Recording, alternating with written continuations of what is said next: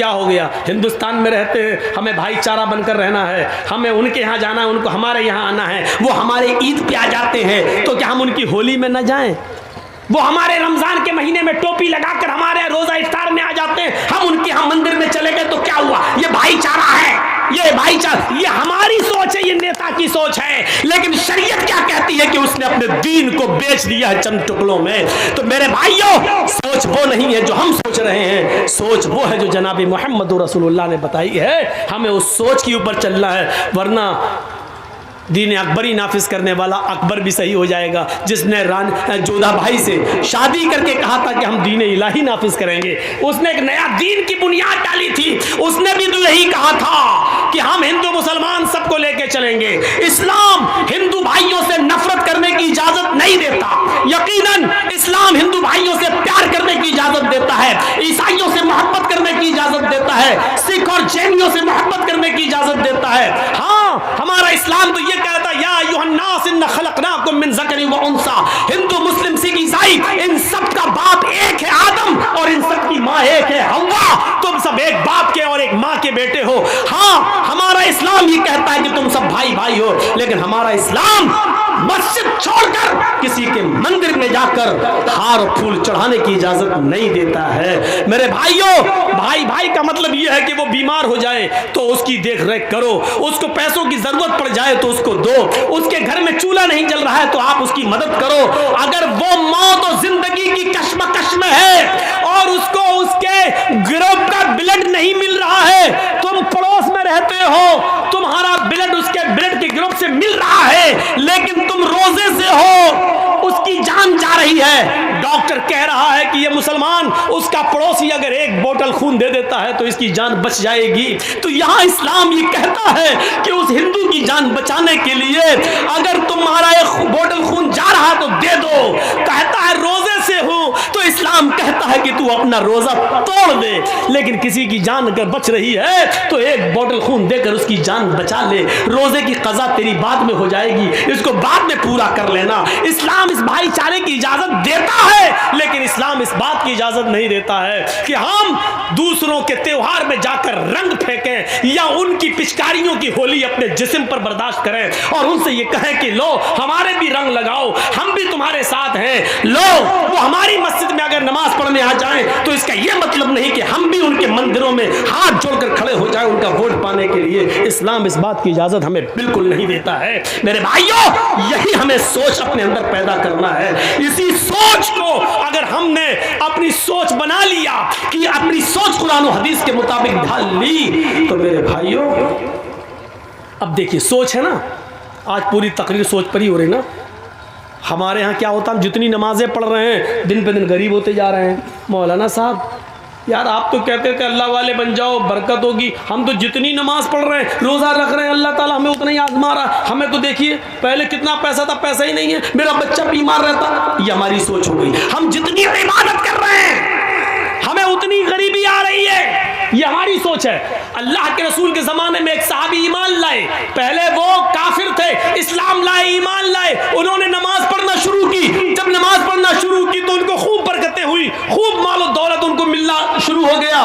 वो अल्लाह के नबी के पास रोते हुए आए। देखिए उनकी सोच, हमारी सोच देखिए और उनकी सोच देखिए। वो कहते हैं अल्लाह के रसूल का क्या हुआ कि जब से हम इस्लाम लाए हैं और जब से हमने नमाजों की पाबंदी की है हमारे घर में खैर बरकत हो रही है, मालो दौलत सोना और चांदी खूब आ रहा है। अल्लाह के नबी ने फरमाया ये तो अच्छी बात है। कहने लगे अल्लाह के रसूल कहीं ऐसा तो नहीं, आप अल्लाह के नबी हैं, पूछिए अल्लाह से, कहीं ऐसा तो नहीं हमारी नमाज, हमारे रोजे और हमारी इबादतों का बदला अल्लाह दुनिया में हमें दे रहा हो और आखिरत में हमें महरूम कर दे। अगर वो दुनिया में हमें दे रहा तो नहीं चाहिए, हमें अपनी नमाज और रोजे का इनाम आखिरत में चाहिए।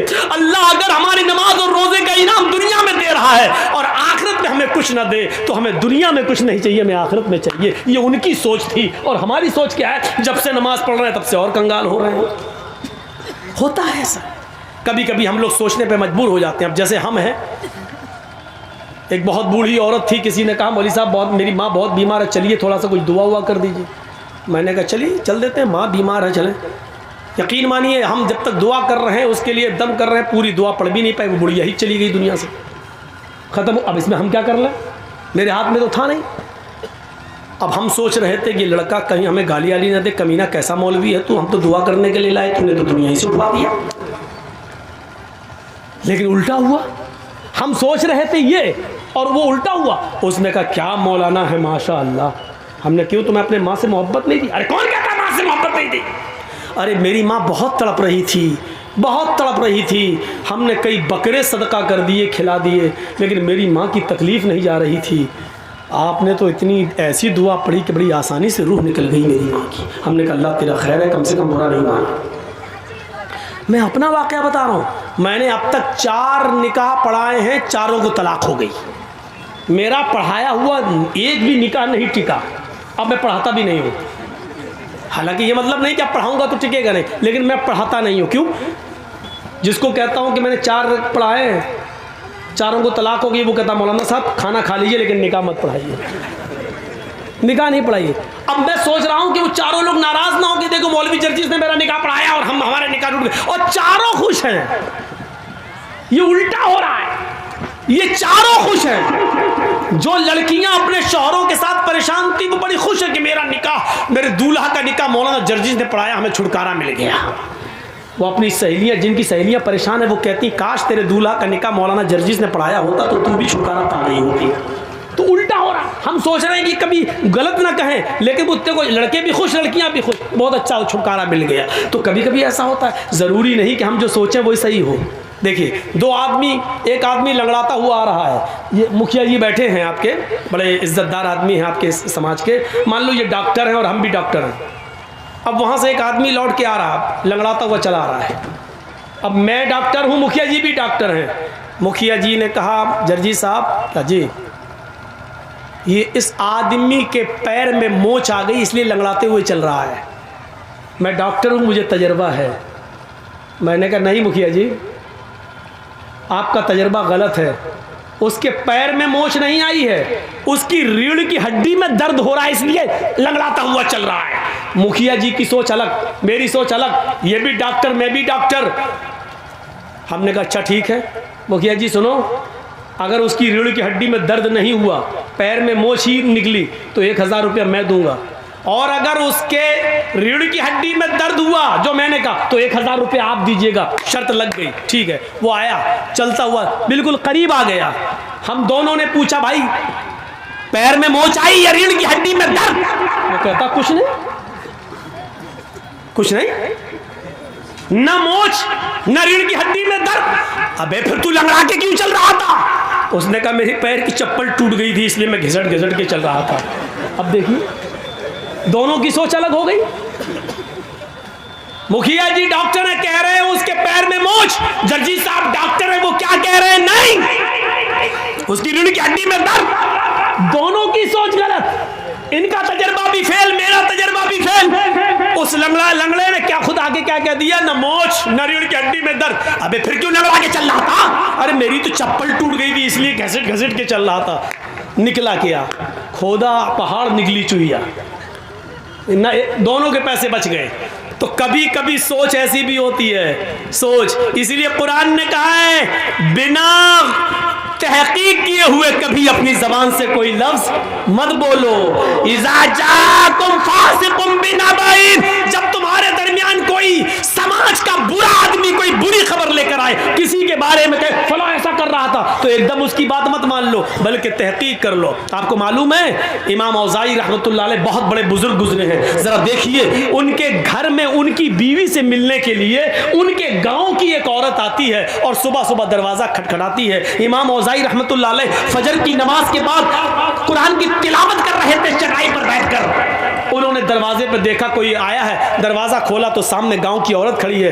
पूछा कैसे आई हो बहन? उसने जवाब दिया आपकी बीवी से मिलना है। इमाम औज़ाई रहमतुल्लाह अलैह ने अपनी बीवी से कहा कि तुमसे कोई औरत मिलने आई है, तुम उससे मिलो, मैं अंदर चला जाता हूँ। अब इमाम औज़ाई अंदर चले गए और जिस चटाई पर कुरान पढ़ रहे थे उस चटाई पर उनकी बीवी ने उस गांव की औरत को बिठा दिया, आओ बैठो। वो औरत जैसे ही जो गांव की मिलने आई थी, जैसी बैठी चटाई पर, उसके पीछे से जो शलवार, ये जो थम्स होते हैं हिप का हिस्सा, ये पूरा भीग गया। जैसी बैठी वो पूरी शलवार, पूरा कपड़ा उसके जिस्म से चिपक गया, भीग गई वो। उसने नजर दौड़ाई तो इमाम औज़ाई का 3 साल का बच्चा कपड़े उतारे हुए नंगा वहीं पर खेल रहा था।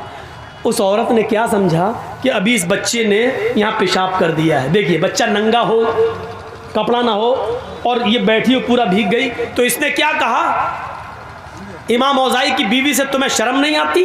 तुमने मुझे इस चटाई पे बिठा दिया जहां तुम्हारे बच्चे ने पेशाब किया है। देखिए, पेशाब पूरा मेरे कपड़े में भर गया, अब जाकर मैं नहाऊं और कपड़ा धुलूं। बच्चा 3 साल का है, अब तो इसका पेशाब भी पाक नहीं रहा कि छींटा मार के पाक हो जाए, अब तो धुलना पड़ेगा। सर्दियों के दिनों में चटाई पे बिठा दिया। इमाम औज़ाई की बीवी क्या कहती है, देखिए सोच, देखिए उस औरत की सोच क्या थी कि इस पे पेशाब है। इमाम औज़ाई की बीवी कहती है, पेशाब नहीं है मेरी बहन, तुम शौक से इस पर बैठी रहो, तुम्हें डरने की कोई जरूरत नहीं। वो कहती है कि मैं कैसे मान लूं ये पेशाब नहीं है? कोई लोटा नहीं रखा, पानी का कोई जग नहीं है, कोई गिलास नहीं है कि यहाँ पानी गिरा हुआ हो। ये बच्चा आपके कपड़े उतारे हुए है, मुझे तो यही अंदेशा कि इस बच्चे का पेशाब होगा। इमाम औज़ाई की बीवी कहती है कि ये मैं आपको जमानत देती हूँ कि पेशाब नहीं है, बच्चे ने पेशाब नहीं किया है, लेकिन बच्चे का कपड़ा उतारा, उसने नाली में पेशाब किया, यहां नहीं किया है, तुम बेफिक्र रहो। उसने कहा इमाम औज़ाई की बीवी से, ये पेशाब नहीं है और पानी भी नहीं है, तो फिर है क्या? पहले मुझे बताओ, मुझे सेटिस्फाई करो। इमाम औज़ाई की बीवी कहती है, जब तुम मान नहीं रही है तो अब मुझे तुझे बताना पड़ रहा है कि ये क्या है। सुन, जब तू नहीं मान रही है तो सुन। मेरे शौहर फजर की नमाज पढ़ के आते हैं और इसी चटाई पर बैठकर कुरान की तिलावत करते हैं। कुरान पढ़ने के बाद फिर वो अपने रब से अपने गुनाहों की माफी मांगते हैं और तौबा करते हैं। इतनी तौबा करते हैं, इतना रोते हैं अपने रब के सामने कि उनके आंखों से गिरने वाले आंसुओं से ये चटाई भीग जाती है, तर हो जाती है। मेरी बहन, तुम जिस चटाई पर बैठी हो और जिस चटाई के से भीग गई हो, ये मेरे बच्चे का पेशाब नहीं है, ये पानी नहीं है, ये मेरे शौहर के आंखों से गिरने वाले आंसू हैं, जो अल्लाह के खौफ से और अल्लाह के डर से रोते हैं, जिस आंसुओं से तुम्हारी शलवार भीग गई है। देखा आपने वो क्या सोच रही थी और वजह क्या निकली है। जरूरी नहीं हम किसी के बारे में कुछ सोचें, जरूरी नहीं कि हम किसी के बारे में जो सोचें वो सही हो सकता है कि हमारी सोच गलत हो। इसीलिए कुरान कहता है, या अय्युहल्लज़ीना आमनुज्तनिबू कसीरम मिनज़्ज़न्न इन्न बअज़-ज़न्नि, ईमान वालों, ऐ मुसलमानों, कभी अपने मुसलमान भाई के बारे में ज्यादा बदगुमानियां मत रखो। ज्यादा बदगुमानी नहीं। एक लड़की कानों में लीड लगाकर मोबाइल हाथ में रखकर सड़क पर चली जा रही है और बातें करती हुई जा रही है, हमारा दिमाग फौरन वहीं पहुंचता है, ये अपने बॉयफ्रेंड से बात कर रही है। अरे वो जल्दी चल रही है, कानों में लीड लगी है, बात करती हुई जा रही है। जरूरी नहीं कि वो अपने बॉयफ्रेंड से बात कर रही है, हो सकता है कि उसकी बहन बीमार हो, उसको डिलीवरी हो रही हो और वो किसी को फोन करके हॉस्पिटल में बुला रही हो, इसलिए वो जल्दी चल रही हो। ये भी हो सकता है कि वो जल्दी किसी से बात करती हुई जा रही है, उसका बाप का एक्सीडेंट हो गया हो और वहां फोन आया हो कि बेटी जल्दी आओ कुछ रुपए लेकर। जरूरी नहीं है कि वो बॉयफ्रेंड से बात कर रही हो। इसीलिए कुरान कहता है, किसी के बारे में ज्यादा बदगुमानियां मत पाला करो, किसी के बारे में ज्यादा बदगुमानियां मत रखो, किसी को तो सोच देखिए हमारी सोच क्या है और उसकी सोच क्या है।